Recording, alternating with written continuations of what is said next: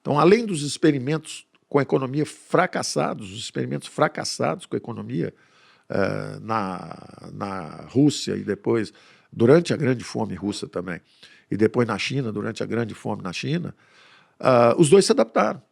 A Rússia botou um flat tax, um imposto de renda de 15%, baixo, e entrou capital e a Rússia começou a crescer.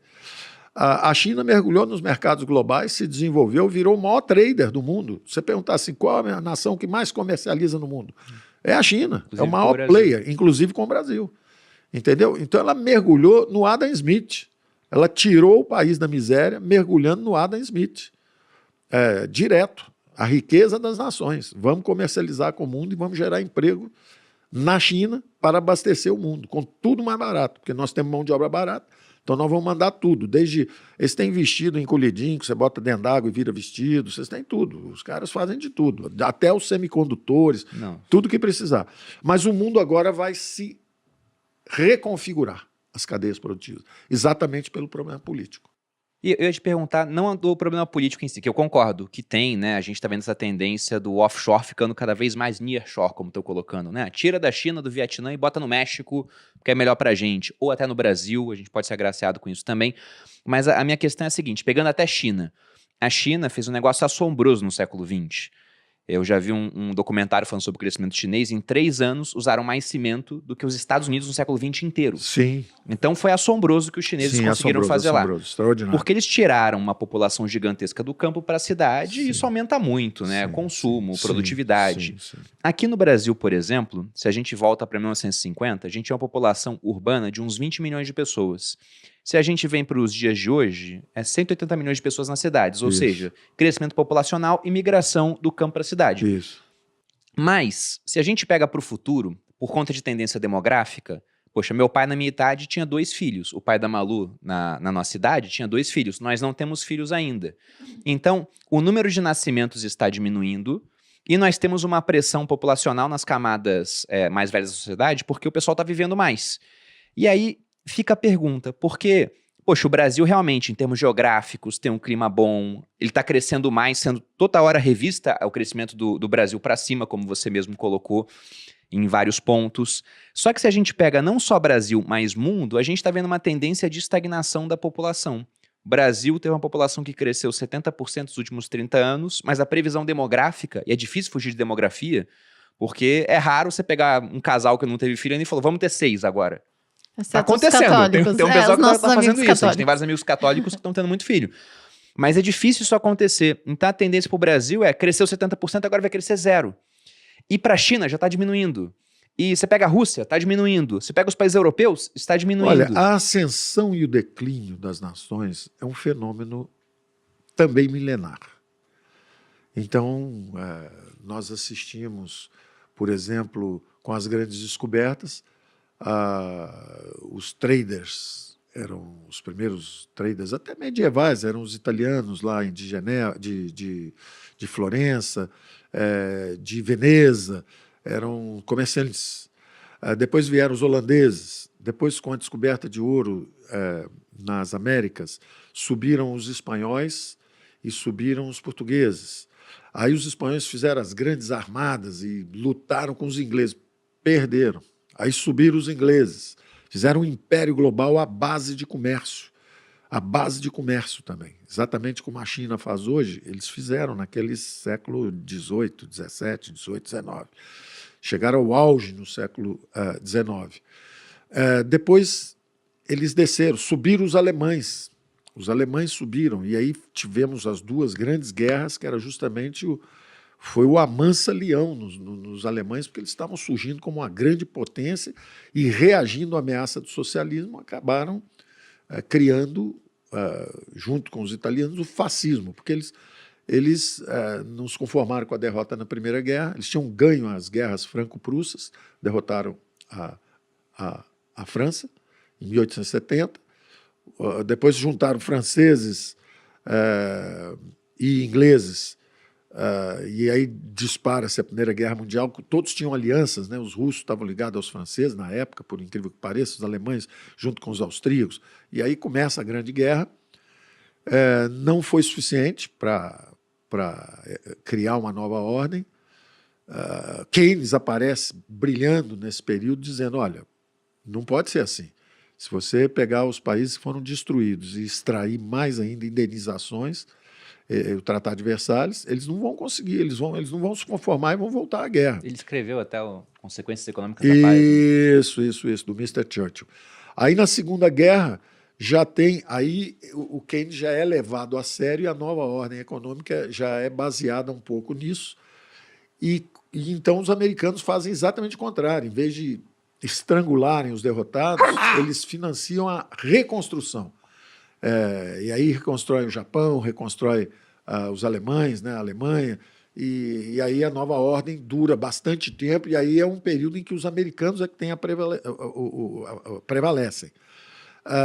Agora emergem os chineses. Eu acho que vem um período aí pela frente onde o Brasil vai aparecer. Você falou muito bem dessa reconfiguração de cadeias produtivas e de como vai ter o nearshoring, no caso do México, e o friendly shoring, no caso da Índia. Só que vai ter o green shoring, vai ser o Brasil. O Brasil vai emergir como uma potência energética baseado justamente nesses 85% de energia limpa, água, sol e vento que nós temos, e nós vamos produzir a custo baixo a energia do futuro, que é justamente a amônia verde, hidrogênio verde, são essas formas mais eficientes e menos poluentes. Então, toda vez que uma ordem está começando a ser redefinida, alguns emergem e alguns afundam. O Brasil tem tudo para emergir. Tem tudo para emergir. Basta prosseguir no caminho da prosperidade. O caminho da prosperidade existe com bases científicas. Ele existe com bases científicas. A China é mais um a provar que o comércio global ajudou a tirar da miséria 1,5 bilhão de chineses. 1,5 bilhão de chineses, com investimentos de fora e tudo isso. Agora eles estão enfrentando seus próprios desafios. A população está declinando, a Índia está subindo ainda, é um país jovem subindo, ela é uma democracia, ela vai ser um player decisivo para o futuro. Eu, durante o governo, o tempo inteiro conversei, fiquei muito próximo da Índia, porque eu acho que a Índia é um exemplo interessantíssimo para nós também, porque eles conseguiram avançar muito na dimensão digital e na dimensão educacional. Então, tanto em educação quanto em tecnologia digital, eles avançaram bastante. E eles são, de certa forma, a maior democracia do mundo. E com sucesso. Estão crescendo 4%, 5% ao ano.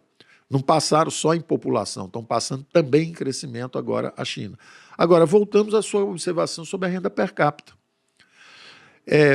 A China pode até não crescer muito, mas ela pode melhorar o padrão de vida da população dela, como o Brasil. A população brasileira está praticamente se estabilizando.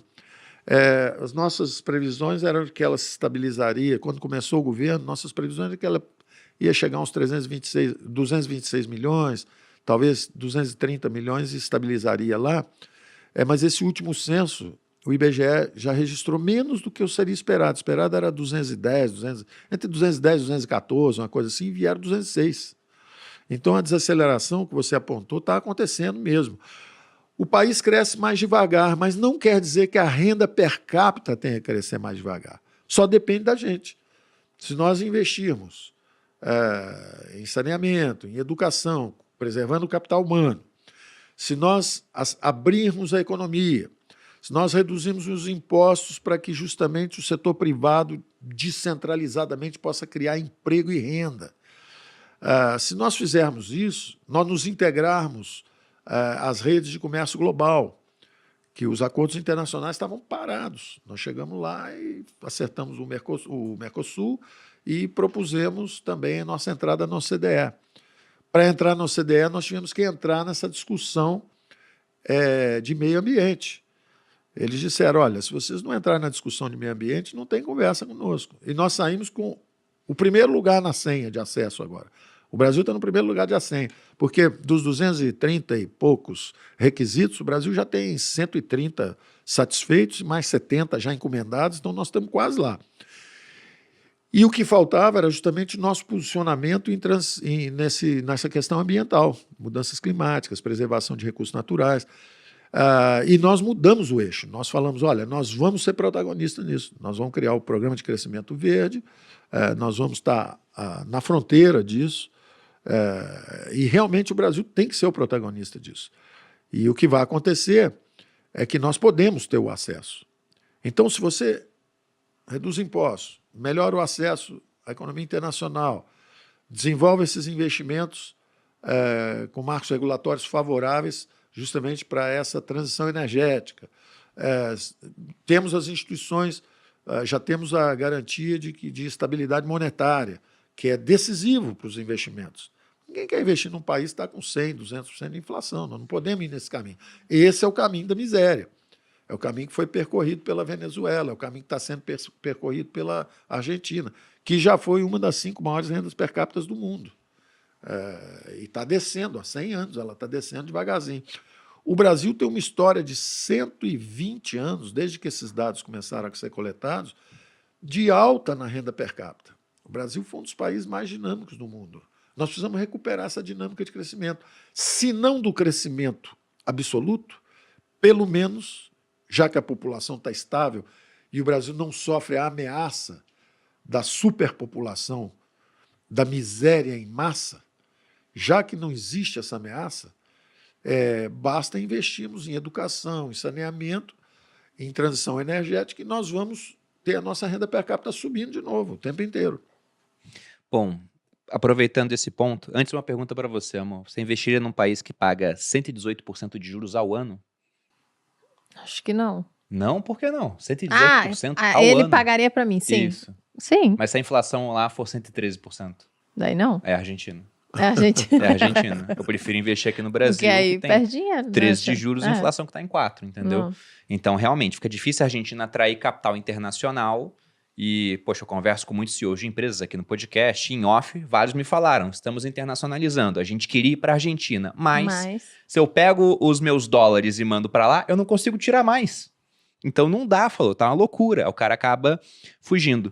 Mas a pergunta que eu tenho, Essa é a Paulo, liberdade econômica, entendeu? Uhum. Esses são justamente a garantia de um regime fiscal sustentável. E essa foi a contribuição um pouco dos novos clássicos, porque o Keynes criou a macroeconomia nova, ela não tinha esses fundamentos microeconômicos, ou seja, o átomo que raciocina.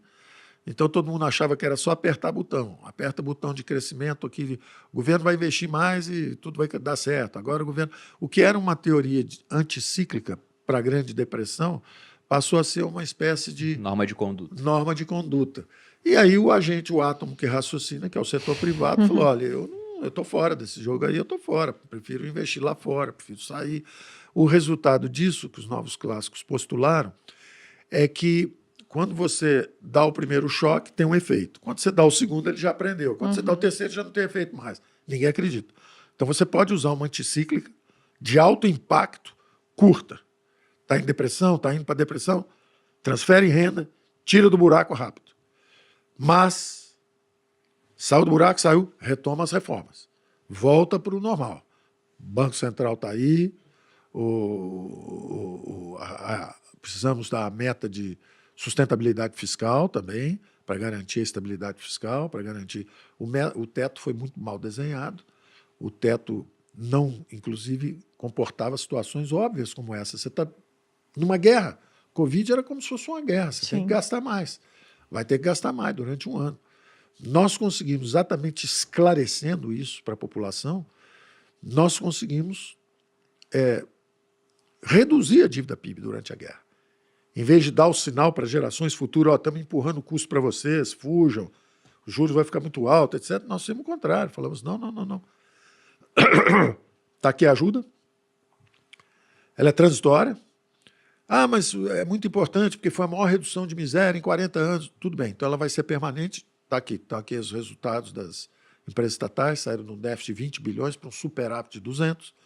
5 mil municípios entraram no superávit primário. 26 estados com superávit primário. Governo federal com superávit primário.